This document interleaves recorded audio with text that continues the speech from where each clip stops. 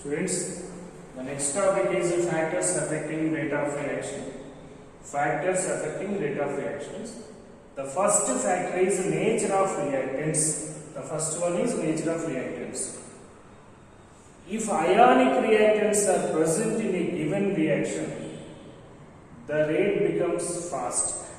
The reaction can be completed early. Why? Because electrostatic forces of attraction exist between the ions present in the ionic compounds.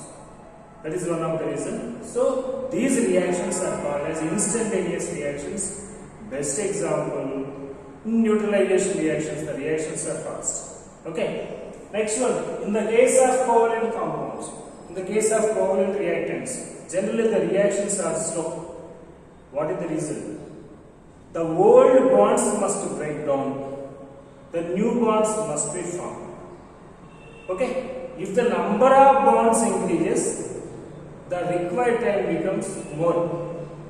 So the new bond formation, old bond breaking. Okay. These two factors can influence the rate of the reaction. So basing on the type of the compound, if more number of bonds are there, more time is required. Okay. Next one.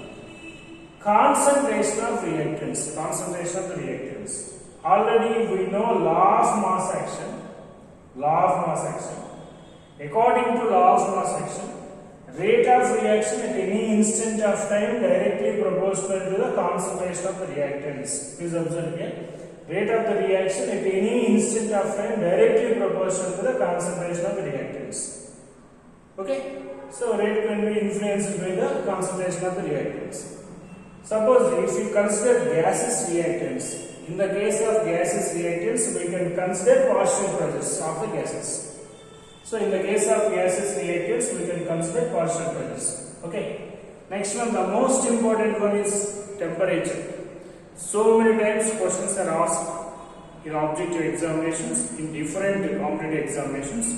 Okay.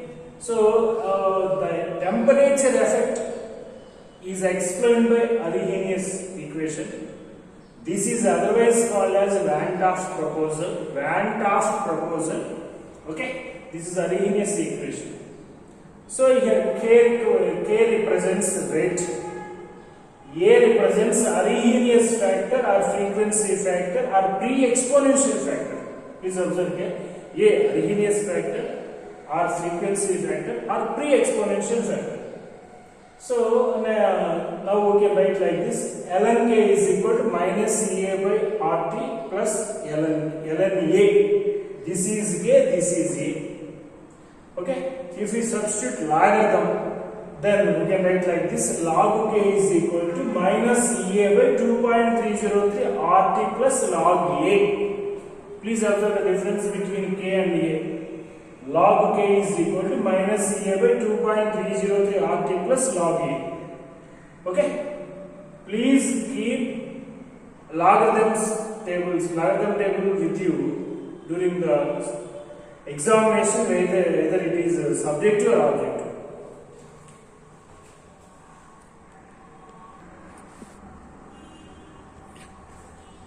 Please observe the relation between the ln K and 1 by T. So if you draw a graph, you can get a slope with a negative slope. Here please observe in the equation ln K, this is ln A. So here we are considering 1 by T here, this is ln K. So the intercept is equal to ln A. Please observe, this is intercept. Ln A is equal to intercept. This minus Ea by R is equal to slope. Slope is equal to minus Ea by R. Okay. Next one, intercept is equal to ln A. First, it has negative slope. Next one, temperature coefficient. This is a short notes. Please observe here. This is a ratio between two specific rates at different temperatures, which differ with 10 degrees centigrade. Temperature coefficient is the ratio of different specific two different specific rates at different temperatures. Those temperatures must differ by 10 degrees centigrade only. Why? Because for every 10 degrees rise of temperature, the rate of the reaction must be doubled. In majority cases, for every 10 degrees rise of temperature, rate of the reaction becomes doubles.